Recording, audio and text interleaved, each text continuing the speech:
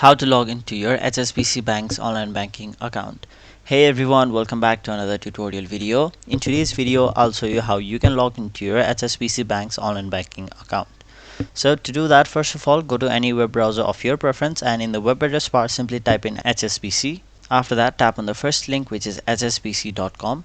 Now you will be taken to this page where in order to log into your account, you'll have to first of all tap on the online banking tab, which is on the top side of your screen.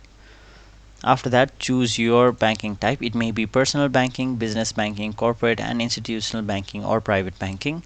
Now once you've done that, simply select or type in your location. So for now, I'll simply choose UK. Now once I tap on the option go, it will take me to the HSBC UK site, where in order to log in, tap on the log on option on the top right side of your screen. After that, enter your username over here, tap on the option continue, and once you've done that, you'll have to enter your password.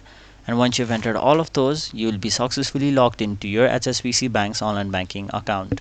So that was it for this video. Hope this video was helpful to you guys, and if it was, make sure you like this video and subscribe to our channel so that you don't miss out on further videos such as these.